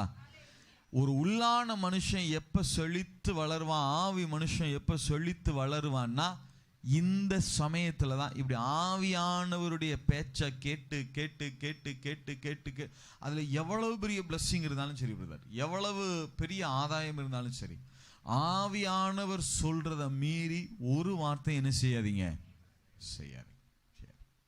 அதே நேரம் ஆவியானவர் சொல்லி நீங்க ஒன்ன செய்றீங்கன்னு சொன்னா அதுல எந்த குற்ற மனசாட்சியும் உங்களுக்கு தேவை கிடையாது. ஏன்னா இந்த போராட்டத்துல இருந்து விடுபட்டுறணும். நியாயப்பிரமாணத்தின் போராட்டத்துல இருந்து என்ன செஞ்சிடணும், விடுதலை ஆயிடணும், வெளியே வந்துடணும். சும்மா எதுக்கெடுத்தாலும் போராடிட்டே இருக்கிறது. சில நேரங்களில் எனக்கு நல்ல அனுபவங்கள் உண்டு. சில நேரங்களில் நான் பைபிள் படிக்கணும்னு நினைப்பேன், ஆனால் பைபிளை என்ன செய்ய முடியாது, எடுக்கவே முடியாது. ஆனால் டங்ஸ் பேச சொல்லி நினைவு வந்துட்டே இருக்கும். டங்ஸ் பேஸ் வந்துட்டே இருக்கும். அந்நிய பாஷையில் பேசு. சில நேரங்களில் நான் என்ன நினைப்பேன்னா, இன்னைக்கு ஒரு மணி நேரம் உட்காந்து என்ன செய்யணும், அந்நிய பாஷை பேசணும் அப்படின்னு நினைச்சு உட்காருவேன். ஆனா அந்நிய பாஷை வாயிலிருந்து வரவே வராது. ஆனா அதுக்கு பதில் என்ன வரும்னா, வசனங்களை நிறைய கன்ஃபஸ் பண்ணி பார்ப்போம். ஒரு மணி நேரம் வசனம் கன்ஃபஸ் பண்ணு. சரி, அந்நிய பாஷை பேச வரலையே, ஆவியானவர் வசனத்தை சொல்றாரு. நம்ம தான் நினைச்சோம் அந்நிய பாஷை பேசணும்னு, ஆவியானவர் என்ன சொல்றாரு, வசனத்தை கன்ஃபஸ் பண்ண சொல்றாரு அப்படின்னு சொல்லி, சரி வசனத்தை கன்ஃபஸ் பண்ணுவோம் அப்படின்னு வசனத்தை ஆரம்பிச்சா எங்க இருந்து தான் அவ்வளவு வசனங்கள், அவ்வளவு வாக்கு தத்தங்கள் நினைவுல வருமோ தெரியாது. உள்ள இருந்து வாக்கு தத்தங்கள் என்ன செஞ்சுட்டே இருக்கும், மலன்னு வந்துட்டே இருக்கும். சில நேரங்கள்ல வாக்கு தத்தங்களை அறிக்கை செய்ய நினைப்போம், இல்ல ஒரு வாக்கு தத்தமும் எதுல வராது, மைண்ட்ல வராது. இப்ப கொஞ்ச நேரம் எதுல பேசு, நல்லா அந்நிய பாஷையில என்ன பேசு. இந்த சத்தத்தை கேட்டு நடக்க பழகலைனா ஆவியானவர் அந்நிய பாஷையில பேச சொல்லுவாரு, நம்ம உட்கார்ந்து வேதம் வாசிக்கிட்டு இருப்போம், ஒண்ணுமே விளங்காது. ஆவியானவர் வேதம் வாசிக்க சொல்லுவாரு, நம்ம உட்கார்ந்து அந்நிய பாஷையில பேச முயற்சி பண்ணுவோம், அதுவும் என்ன செய்யாது, ஓடாது. ஆவியானவர் வசனங்களை அறிக்கை செய்ய சொல்லுவாரு, நம்ம வேதத்தையோ ஜெபத்தையோ பண்ண நினைப்போம், அதுவும் என்ன செய்யாது, ஓடாது. இதுதான் இன்றைக்கு ஆவிக்குரிய உலகத்தின் மிகப்பெரிய பிரச்சனை. வாழ்க்கை ரட்சிக்கப்பட்டு கர்த்தருக்குள்ள வந்து வாழ்க்கைய ட்ரையா ஃபீல் பண்றதுக்கு காரணம் இதுதான். நல்ல கவனிங்க. நீங்க நினைக்கலாம், பிரதர் அப்படியே இருக்கட்டும், நான் ஆவியின் பிரமாணத்தின்படி நடக்கிறேன், நான் இப்போ ஆவியானவர்கிட்ட கேட்டால் என்கிட்ட சொல்லுவாரா பிரதர்? கண்டிப்பாக சொல்லுவார். ஏன்னா அவர் வந்திருக்கிறதே, பூமியில் வந்திருக்கிறதே நம்ம கூட இருந்து சத்தியங்களை நமக்கு நினைப்பூட்டுகிறதுக்காகத்தான். அல்லேலூயா. அந்த டியூட்டியை விட்டு அவர் மாற போகிறது கிடையாது. கண்டிப்பாக அவர் என்ன செய்வார்? உங்களுக்கு சொல்லுவார். பிரதர் எதுவுமே சொல்லலை, ரொம்ப நல்லதாக போச்சு, அமைதியாக இருங்க, ஒன்றும் தப்பு கிடையாது. நாளைக்கே ஆவியானவர் நின்று நீ ஏன் செய்யலை அப்படின்னா, ஆண்டவரே நீங்கள் என்ன செய்யலை, என்கிட்ட சொல்லலை, நான் என்ன செய்யலை, அமைதியாக இருந்தேன், அவ்வளோதான், அமைதியாக இருந்தேன், அவ்வளோதான். உண்மையை சொல்கிறேன், சில நேரங்களில் ஆவியானவர் உங்களை அமைதியாக இருக்க சொன்னால் என்ன செய்து விடுவது நல்லது? அமைதியாக இருந்து விடுவது நல்லது. நல்லது. ஆவியானவர் என்ன சொல்றாருன்னு கேட்டு அதன்படி செய்ய பழகுங்க பிரதர். இந்த கில்ட்டி கான்சியஸ்ல இருந்து வெளியே வந்துருங்க. ஆவியே உயிர்ப்பிக்கிறது. சொல்லுங்க பார்க்கலாம், எதுதான் உயிர்ப்பிக்கிறது? வாசிங்க, யோவான் 6:63 திருப்பி வாசிங்க பார்க்கலாம். ஆவியே உயிர்ப்பிக்கிறது, மாம்சமானது எதுக்கும் உதவாது, ஒன்னுக்கும் உதவாது. 100க்கு 99 உதவாது பிரதர், ஒன்னே ஒன்று உதவும் பிரதர், கிடையாது, ஒன்னுத்துக்கும் உதவாது. மாம்சீகமா நம்மளா ஒரு பிளான் பண்ணி, நம்மளா ஒரு ஐடியா பண்ணி, ஏன் நிறைய நேரங்கள்ல ஜெபமே நிறைய நேரங்கள் அநேகருக்கு பாரமா மாறிடுது. வேதம் வாசிக்கிறதே அநேகருக்கு என்னவா மாறிடுது? கஷ்டமா மாறிடுது. ஜெபிக்கவே முடிய மாட்டேங்குது. ஏன்னா இவர்களாக ஜெபிக்க முயற்சி பண்றது, இவர்களாக காரியத்தை செய்ய முயற்சி பண்றது, யாருடைய உதவியை கேட்கறதே கிடையாது. நீங்க ஒன்றும் கிடையாது. Feel free. ஆவியானவற்றை மூவ் பண்ணும்போது ரொம்ப ஃப்ரீயா மூவ் பண்ணு. ஆண்டவரே நான் இப்போ ஜெபிக்கணும்னு நினைக்கிறேன், நான் என்ன ஜெபிக்க? நிறைய பேருக்கு பிரச்சனையே தெரியுமா? ஜெபிக்கணும்னு உட்காருவாங்க, என்ன ஜெபிக்கணும்னு என்ன செய்யாது? பார்த்தீங்களா? பைபிள் படிக்கணும்னு உட்காருவாங்க, ஆனால் என்ன படிக்கணும்னு என்ன செய்யாது? பைபிள்லாம் படிக்கிறதுக்கு உட்காந்துருவாங்க, பைபிள்லாம் திறந்துருவாங்க. ஆதியாகமத்தை படிக்கிறதா, வெளிப்படுத்தல் படிக்கிறதா? இதுல இருந்து ஒவ்வொரு புத்தகமா இப்படி திருப்புற ஆளுக்கெல்லாம் பார்த்துருக்கீங்களா? நான் நிறைய பார்த்துருக்கேன். இங்கிட்டு இருந்து இங்கிட்டு போகும், சரி ஆதியாகமத்துல இருந்து வருவோம் அப்படின்னு லேசா ஆதி ஆரம்பிச்சோன்னா, ஐயோ என்ன பழைய ஏற்பாட்டில் நிற்கிறோம், புதிய ஏற்பாடு என்ன செய்யணும், ரொம்ப முக்கியமில்ல அப்படின்னு டக்குன்னு எங்கே வந்துடுது? பார்த்துருக்கீங்களா? புதிய ஏற்பாடு அது எப்படி? பழைய ஏற்பாடு விளங்காமல் எது விளங்காது, புதிய ஏற்பாடு விளங்காதே அப்படின்னு டக்குன்னு எதுக்கு போகிறது? பைபிள் எடுத்துருவாங்க, ஆனால் எதை வாசிக்கிறோன்னு தெரியாது. தெரியுமா? என்ன பிரதர் பைபிளை தானே எடுத்தேன். ஆமாம், பைபிள் நல்லது தானே, நல்லது தான். தேவனுடைய வார்த்தை தானே, தேவனுடைய வார்த்தை தான். நான் விசுவாசி தானே, விசுவாசி தான். எல்லாமே சரிதான். ஆனால் என்ன பிரமாணத்துக்குள்ள வரல? என்ன? ஆவியின் பிரமாணத்துக்குள்ள வரலைன்னு அர்த்தம். இது ரொம்ப எளிமையான விஷயம், ஆனா சக்சஸ்ஃபுல்லுடைய ரகசியமே இதுக்குள்ளதான் இருக்கிறது. அல்லேலூயா. எத்தனை பேர் ஆமென் சொல்ல முடியும்? இதை நீங்க ஆவியின் பிரமாணத்துக்குள்ள வருகிற போதுதான் உங்களுடைய சவுண்ட் பத்தலையா? கேக்குதா? ஆமென். ஆவியின் பிரமாணத்துக்குள்ள வருகிற போதுதான் உங்களுடைய ஆவி மனுஷன் செழித்து வளர ஆரம்பிக்கிறான். அல்லேலூயா. இந்த ஆவிக்குரிய மனுஷனுடைய அந்த செழிப்பு வர வர வர வர வர ஆவிக்குரிய மனுஷன்ல செழிப்பு வர வர வர ஆட்டோமேட்டிக்கா எந்த மனுஷனும் செழிக்க ஆரம்பித்து விடுகிறான்? சரீர மனுஷன். அந்த உள்ளான மனுஷன் செழித்த உடனே எது செழிக்க ஆரம்பிக்கிறது? நம்ம என்ன நினைக்கிறோம்? ஆண்டவர்கிட்ட பார்த்து, ஆண்டவரே எனக்கு இதை செய்யும், அதை செய்யும், இதை செய்யும், இதை தருவீராக, அதை தருவீராக. இதெல்லாம் நடக்கணும்னா முதல்ல எது மாறணும்? இந்த உள்ளான மனுஷன் மாறணும். உள்ளான மனுஷன் மாறணும். ஆவியின் பிரமாணத்துக்கு உள்ள இருந்தா தான் இந்த உள்ளான மனுஷன் உயிர்ப்பிக்கப்படுகிறான். எழுத்துக்குள்ள இருந்தீங்கன்னா, நியாய பிரமாணத்துக்குள்ள இருந்தா எழுத்து என்ன செய்கிறது? கொல்லுகிறது. ஆவியோ என்ன செய்கிறதா? உயிர்ப்பிக்கிறதாக இருக்கிறது. தயவு செய்து உங்க உள்ளான மனுஷனை செழிக்க பண்ண ஆவியின் பிரமாணத்துக்குள்ள நடக்க பழகிக்கிறங்க. ஆவியானவர் உங்களை 3 மணிக்கு எந்திரிச்சு ஜெபிக்க சொன்னா என்ன செய்யணும்? ஜெபிங்க. ஆவியானவர் இல்லை இன்னைக்கு நீ படுத்து தூங்குன்னு சொன்னா என்ன செஞ்சிருங்க? என்ன பிரதர் படுத்து? நிஜமா கண்டிப்பா சில நேரங்கள் ஆவியானவர் சொல்லுவார், நீ இன்னைக்கு என்ன செஞ்சிரு? படுத்து தூங்கு இன்னைக்கு அப்படின்னா என்ன செஞ்சிருங்க? ஏன்னா உங்களுடைய பலத்தில் கிடையாது, நம்ம யாருடைய பலத்தில் தான் நிற்கிறோம்? ஆவியின் பலத்தில் தான் நிற்கிறோம். உண்மையை சொல்கிறேன். அதுக்காக அதாவது நீங்கள் வருஷம் ஃபுல்லாக 3 மணிக்கு எந்திரிச்சு ஜெபம் பண்ணீங்கன்னா கர்த்தர் என்னைக்காவது ஒரு நாள் சொல்லுவார், நீ ரொம்ப டயர்டாக இருக்கப்பா, நீ என்ன செஞ்சுக்க? படுத்துக்கணும். அதுக்காக வருஷம் ஃபுல்லாக தூங்குறது கிடையாது. சரியா? இப்போ ஜூப்ளி பிரதர் சொல்லிட்டாரு, எப்போதுமே என்ன செய்யலாம், தூங்கலாம்னு சொல்லிட்டாருன்னு சொல்லிடாது. சரியா? அதனால நாம சில சில ஒழுங்குகளை வச்சு செயல்படுவது நல்லது. ஆனால் அதே நேரத்தில் ஆவியானவருடைய சத்தம் என்ன கேட்குது, என்ன அப்படி சென்சிட்டிவா இருக்கணும். ஏதாவது பேசிடுவாரா, இப்போ ஏதாவது சொல்லுவாரா? நீங்க மனைவிட்ட பேசிட்டு இருப்பீங்க, ஆவியானவருடைய சத்தம் ஏதாவது கேட்குதா? நீங்க நிறைய பேருக்கு இந்த அமர்ந்த மெல்லிய சத்தம் நிறைய கேட்கும். ஆனா நம்ம அதை அப்படியே விட்டுருவோம். நிறைய பார்த்துருக்கீங்களா? மனைவிட்ட ஒன்று பேசணும்னு நினைப்பீங்க, அப்படி நீ இதை சொல்லணும்னு நினைக்கிறப்போவே அந்த பீஸ் மைல்டா குறையும். ஆவியானவர் ரொம்ப ஜென்டில்மேன், லேசாக தான் சொல்லுவார், லைட்டாக தான் சொல்லுவார். இது சொல்லணுமா அப்படின்னு லேசா பீஸ் குறையும் பாருங்க. அந்த குறைறதோட நிறுத்திட்டா பிரச்சனை இல்லை. அந்த குறைறதோடையும் மீறி நீங்க சொல்லுவீங்க பாருங்க, அங்க ஒரு 3ஆம் உலக யுத்தமே நடக்கும். பார்த்துருக்கீங்களா? அப்புறமா தனியா போய் அப்பவே நினைச்சேன் என்னன்னு சொல்ல வேண்டான்னு. இப்ப விளங்குதா? இதான் அமர்ந்த மெல்லிய சத்தம். அதை கேட்க பழகணும். வெளியே போவீங்க, வெயில் அடிச்சு அவ்வளவு வெயில் இருக்கும், லேசா தோணும், கொடை எடுத்துட்டு போலாமே, எதுக்கு கொடை அப்படின்ட்டு போயிடுவோம். அடிச்சு மழை ஊத்தும் போதுதான் என்ன நினைப்போம், அப்பவே அந்த நினைச்சேன்னு சொல்றீங்க பாருங்களா, அதுதான் ஆவியானுடைய அமர்ந்த மெல்லிய சத்தம். அல்லேலூயா. அதை கேட்க பழகணும். ஆவியானுடைய என்ன செய்யணும், தெளிவா கேட்கலையா, ஒன்னும் பிரச்சனை கிடையாது. அமைதியா இருந்து விடுவது நல்லது. அமைதியா இருந்துருங்க. ஒன்னும் ஆவியான ஒன்னும் செய்ய போறது இல்லை, இல்லையா? நான் கேட்கிறேன், எத்தனை முறை ஆவியின் பிரமாணத்தை நம்ம மீறி நடந்திருக்கோமா இல்லையா? ஆனாலும் தேவன் இந்த நாள் வரைக்கும் நம்மளை நடத்துறதை விடவே இல்லை. உண்மைதானே? எத்தனை பேர் ஆமேன்னு சொல்ல முடியும்? ஏன்னா அவர் உங்களை பெற்றெடுத்திருக்கிற அவருடைய பிள்ளைகளாக இருக்கிறோம். எத்தனை பேர் ஆமேன்னு சொல்ல முடியும்?